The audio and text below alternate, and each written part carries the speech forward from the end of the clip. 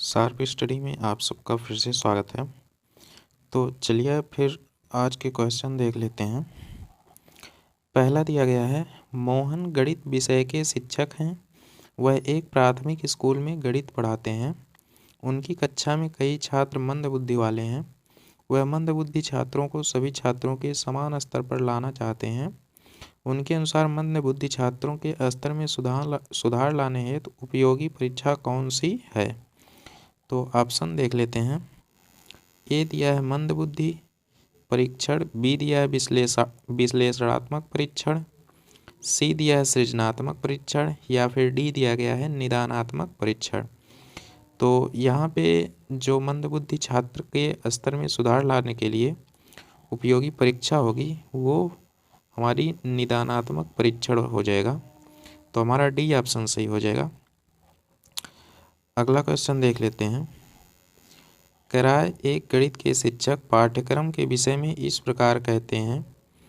पाठ्यक्रम जो कि बालक की वर्तमान तथा भविष्य की आवश्यकताओं को देखते हुए निर्मित किया गया हो, उसे निश्चित रूप से उसकी रचनात्मक शक्तियों के विकास का प्रयत्न करना चाहिए।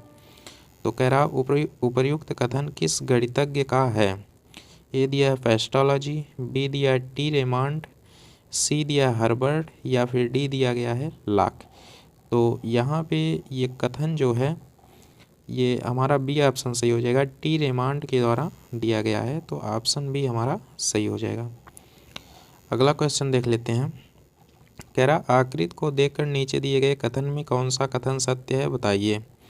तो यहाँ पे एक अर्धवृत्त दिया हुआ है और यहाँ पे देख लेते हैं।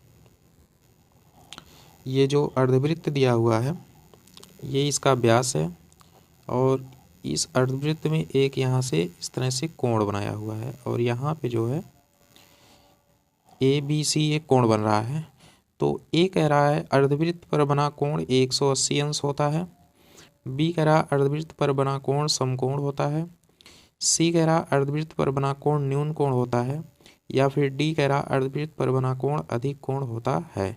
तो यहाँ पे एक चीज़ बता दें कि जो अर्धवृत्त होता है उसमें जो भी हम कोण बनाते हो हमेशा 90 अंश का होता है, यानी कि वो समकोण होता है। तो हमारा बी ऑप्शन सही हो जाएगा, अर्धवृत्त पर बना कोण समकोण होता है।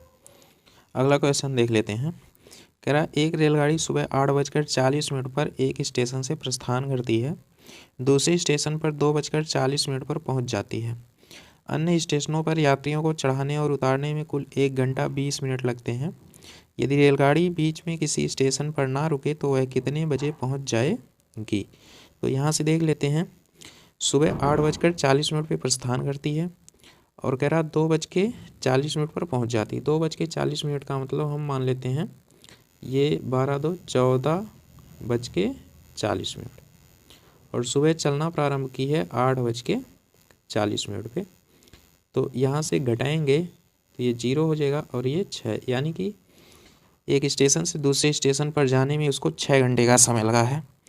और कह रहा है 1 घंटा 20 मिनट उसको यात्रियों को उतारने और चढ़ाने में लगते हैं। तो इसमें से हम क्या करेंगे, 1 घंटा 20 मिनट घटा लेंगे तो रेलगाड़ी को एक स्थान से दूसरे स्थान तक, यानी कि एक स्टेशन से दूसरे स्टेशन तक पहुंचने में समय निकल के आ जाएगा।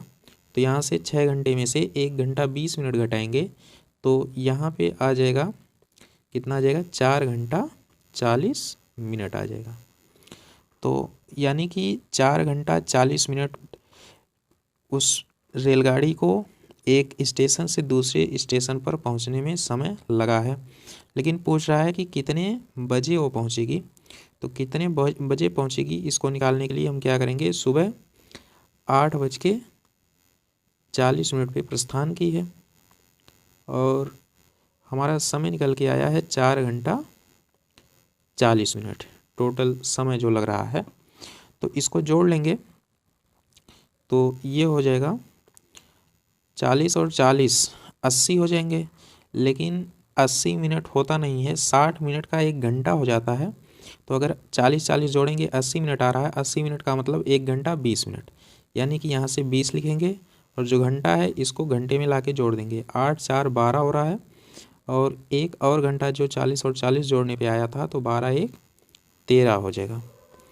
तो यहाँ से आ गया 13:20 और 13:20 का मतलब होता है 1:20 तो रेलगाड़ी 1:20 पर दूसरे स्टेशन पर पहुँच जाएगी।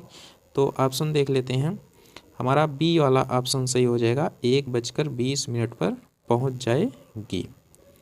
चलिए अगला क्वेश्चन देख लेते हैं। कह रहा अध्यापक कक्षा 4 में गणित पढ़ा रहे हैं, उन्होंने श्यामपट्ट पर इस प्रकार आकृति बनाई।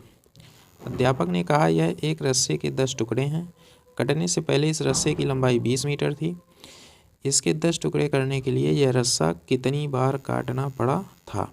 ऑप्शन दिया है 10 बार, बी दिया है 8 बार, सी दिया है 9 बार या डी दिया है 6 बार। तो मान लेते हैं ये कोई रस्सा है और इसकी लंबाई 20 मीटर। अगर इसको 10 बराबर भागों में हम बांटें या 10 भाग इसका निकालें तो हमको कितनी बार इसको काटना पड़ेगा। देख लेते हैं, एक बार काटे, 2, 3, 4, 5, 6, 7, 8, 9। जब 9 बार इसको काटेंगे, अब देख लेते हैं कितना भाग निकल के आ रहा है। एक भाग इधर हो गया, 2 भाग, 3, 4, 5, 6, 7, 8, 9, 10, यानी कि 9 बार जब हम काटेंगे तो 10 भाग निकल के आ जाएगा। और यहाँ से हमारा ऑप्शन नंबर सी सही हो जाएगा, 9 बार। अगला क्वेश्चन देख लेते हैं। कह रहा प्राथमिक स्कूल के पुस्तकालय में कहानियों की पुस्तकों तथा अन्य पुस्तकों का अनुपात 3:4 था। यदि उस पुस्तकालय में कुल 490 पुस्तकें हों तो कहानियों की पुस्तकें होंगी। पूछ रहा है कहानियों की कुल कितनी पुस्तकें होंगी। तो यहाँ पे 3 और 4 के अनुपात में दिया गया है, तो यहाँ से हम कैलकुलेशन कर सकते हैं। यानी कि यहाँ में कह रहा है कि कहानियों की पुस्तकें तथा अन्य पुस्तकों का अनुपात 3:4 है, मतलब कहानियों की पुस्तक 3 और अन्य पुस्तक 4, ये अनुपात दिया है। तो यहाँ से हम क्या करेंगे, टोटल 490 पुस्तकें हैं, तो 490 गुणे कहानियों की पुस्तकों का अनुपात जो है 3 दिया गया है, तो 3 लिखेंगे। 490 गुणे 3 और बटे हो जाएगा दोनों अनुपातों का योग, यानी कि 3 + 4, 3 4 होता है 7। तो यहाँ से कैलकुलेशन कर लेंगे, जो आएगा वही हमारा आंसर होगा। तो 7 से काटेंगे, 7 7 49 होता है, ये 70 आ जाएगा। 70 और 3 का आपस में गुणा करेंगे तो 7 × 21 यानी कि 210 हो जाएगा। तो डी वाला ऑप्शन हमारा सही हो जाएगा। फिर अगला दिया गया है, ये कह रहा है 3 सही 1/4 + 5 सही 1/4, फिर माइनस दिया है 2 सही 1/2 + 1 सही 1/4। तो यहाँ से सॉल्व करते हैं। पहले में दिया है 3 सही 1/4 + 5 सही 1/4, तो इसको साधारण भिन्न में जब बदलेंगे तो 4 का 3 में गुणा करेंगे और 1 को उसमें जोड़ देंगे, तो 4 × 3 = 12, 1 13, ये हो जाएगा 13/4 और प्लस है, प्लस लगाएंगे। इसी तरह से इसको भी चेंज करेंगे, 4 × 5 = 20, 20 × 1 = 21/4, ये हो गया। फिर माइनस लगाएंगे, 2 दूनी 4, 1 5/2 और प्लस 4 × 4 = 5/4। यहाँ से इसको सॉल्व कर लेते हैं। हर बराबर होता है तो अंश को हम चिन्ह के साथ जोड़ घटा लेते हैं। तो यहाँ पे प्लस है, 13 और 21 को जोड़ेंगे तो आ जाएगा 34, 34/4 और माइनस लगाएंगे। यहाँ पे 2 और 4 है तो लासा लेंगे 2 और 4 का, तो 4 आएगा और 2 से 4 में भाग करेंगे तो 2 आएगा, 2 का 5 में गुणा होगा तो 10 होगा और 10 में ये वाला 5 जोड़ेंगे तो आ जाएगा 15, तो 15/4 हो जाएगा। 34/4 - 15/4, तो 34 हर बराबर हो गया। आप 34 में से 15 को घटा लेंगे तो आ जाएगा 19/4। इसको चेंज करेंगे तो 4 का 19 में भाग करेंगे तो 4 × 4 = 16 होता है, 16 × 3 = 19 होता है, तो 3 ऊपर बचेगा और बटे हो जाएगा 4, तो टोटल मिला के हो जाएगा 4 सही 3/4। तो हमारा बी वाला आंसर हो जाएगा 4 सही 3/4। अगला क्वेश्चन देख लेते हैं। राकेश व मुकेश वृत्ताकार मार्ग पर दौड़ लगा रहे हैं। उस वृत्ताकार मैदान की त्रिज्या 140 मीटर है। राकेश दौड़ते हुए अचानक आधे पथ से मैदान के बीच से होकर जिस स्थान से दौड़ना आरंभ किया था उसी स्थान पर पहुंच जाता है। राकेश के द्वारा तय की गई दूरी होगी। ए कह रहा 650 मीटर, बी कह रहा 720 मीटर, सी कह रहा 800 मीटर या फिर डी कह रहा 620 मीटर। तो यहाँ से देख लेते हैं। मान लेते हैं ये वृत्त है और इस वृत्त की जो त्रिज्या दी गई है वो दी गई है 140 मीटर। तो यहाँ से यहाँ तक त्रिज्या होती ये दी गई है 140 मीटर और पूरा जब इसका व्यास निकालेंगे तो व्यास बराबर होता है त्रिज्या का दूना। तो 140 का दूना करेंगे तो 280 आएगा। तो इसका जो डी यानी कि जो इसका डायमीटर होगा मतलब कि व्यास होगा वो 280 हो जाएगा। और या जो ये वृत्त होता है, वृत्त का ये जो बाहरी भाग होता है इसको हम बोलते हैं परिधि। और परिधि निकालने का सूत्र होता है पाई इंटू डी। परिधि बराबर होता है पाई इंटू डी। लेकिन हम मान लेते हैं जो राकेश है वो यहाँ से चलना प्रारंभ किया था, आधे भाग तक दौड़ के आया मतलब कि यहाँ तक पहुँचा। फिर यहाँ से वो क्या करता है, इसके बीचों बीच यहाँ से यहाँ तक पुनः वापस आ जाता है। यानी कि वो आधा वृत्त यहाँ से यहाँ तक चला है, फिर प्लस जो ये इसका व्यास है वृत्त का उतना चला है। तो व्यास 280 आ गया और इसके जो परिधि होगी, परिधि का आधा चला है तो पाई डी बटे 2 हो जाएगा।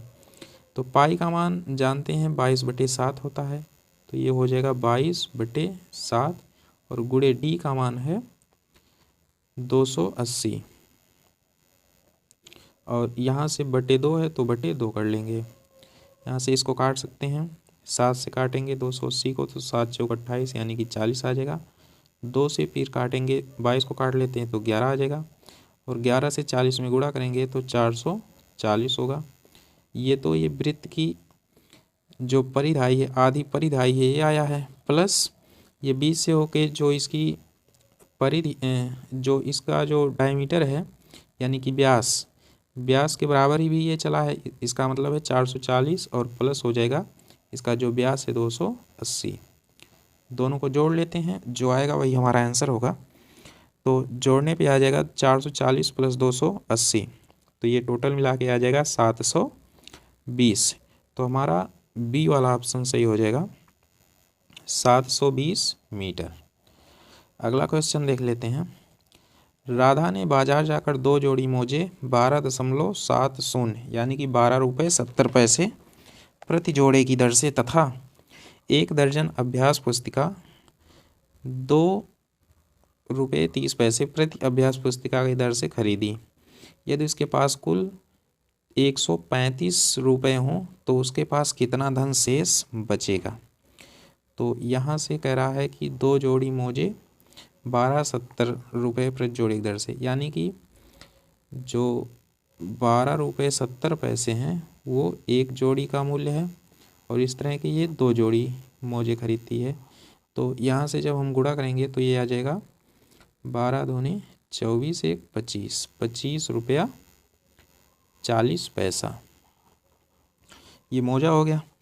फिर जो है कह रहा अभ्यास पुस्तिका 2 रुपये 30 पैसे की दर से 1 दर्जन खरीदती है। तो 1 दर्जन में 12 वस्तुएं होती हैं, 2 रुपये 30 पैसे की दर से 12 पुस्तकों का मूल्य हो जाएगा। गुणा करेंगे तो 12 3 36, ये 60 आ गया और 12 दूनी 24 और ये हो जाएगा 27। तो दोनों को जोड़ लेंगे तो 40 और 60 हो जाएगा 100 और यहाँ से दशमलव लगाएंगे, 7 5 12, 1 13 और 2 2 4 1 5 हो जाएगा। यानी कि उसने टोटल 53 रुपये खर्च किए और उसके पास कह रहा है कि 135 रुपये थे। तो 135 में से 53 रुपये उसने खर्च कर दिए। अब उसके पास बचेगा कितना, ये 2 हो जाएगा, ये हो जाएगा 8। तो 82 रुपये उसके पास शेष बचेंगे। तो हमारा ए वाला ऑप्शन सही हो जाएगा 82 रुपये। अगला क्वेश्चन देख लेते हैं। कह रहा है मोना प्राथमिक विद्यालय में गणित की शिक्षिका हैं। तथा वह ज्यामिति पढ़ा रही हैं, उसने एक छात्रा ऋतु से निम्नलिखित प्रश्न हल करके उत्तर बताने को कहा। दो कोणों की मापों का योग ऋज कोण की माप के बराबर है। इनमें एक न्यून कोण है तो दूसरा कोण क्या होगा। तो यहाँ पे कोण के बारे में पूछा है। ऑप्शन दिया न्यून कोण, बी दिया अधिक कोण, सी दिया ऋज कोण या फिर डी दिया गया है सम कोण। तो सबसे पहले चारों कोणों के बारे में जान लेते हैं। जो न्यून कोण होता है, न्यून कोण का मतलब होता है जो कोण 90 अंश से छोटा होता है, 90 अंश से छोटा होता है उसको हम बोलते हैं न्यून कोण। और जो 90 अंश से बड़ा होता है उसको बोलते हैं अधिक कोण। और जो 180 अंश का कोण होता है, 180 अंश के कोण को हम बोलते हैं ऋज कोण और 90 अंश के कोण को हम बोलते हैं सम कोण। तो यहाँ पे क्वेश्चन देख लेते हैं। कह रहा मोना प्राथमिक विद्यालय में गणित की शिक्षिका है तथा वह ज्यामिति पढ़ा रही हैं। उसने एक छात्रा ऋज से निम्नलिखित प्रश्न हल करके उत्तर बताने को कहा। दो कोणों की मापों का योग ऋज कोण की माप के बराबर है। यानी कि दो कोण है और उनका योग ऋज कोण, ऋज कोण का मतलब होता है 180 अंश। फिर कह रहा है कि यदि उनमें से एक कोण न्यून कोण हो तो दूसरा कोण क्या होगा। यानी कि दो कोण हैं और दो कोण में से एक कोण जो है ये 90 अंश से छोटा है, 90 अंश से छोटा है। तो कह रहा है कि दूसरा कोण क्या होगा। दूसरा हम x माने और दोनों का योग 180 ही है। अगर ये 90 होता तो 90 + 90 180 हो जाता, लेकिन ये 90 अंश से छोटा है तो ये जो दूसरा कोण होगा ये 90 अंश से बड़ा होगा और तभी 180 अंश आएगा। तो इसका मतलब है जो दूसरा कोण आएगा वो 90 अंश से बड़ा होगा और जो 90 अंश से बड़ा होता है उसको अभी हमने बताया, उसको हम बोलते हैं अधिक कोण। तो हमारा बी वाला ऑप्शन सही हो जाएगा, अधिक कोण। तो आज के लिए बस इतना ही रहने देते हैं। बाकी अगर वीडियो पसंद आई हो तो चैनल को सब्सक्राइब करके हमारे चैनल के साथ जुड़ जाएं। बाकी सभी विषयों की प्रैक्टिस जल्द ही शुरू की जाएगी। तो वीडियो अगर पसंद आई हो तो लाइक करें, शेयर करें, सब्सक्राइब करें।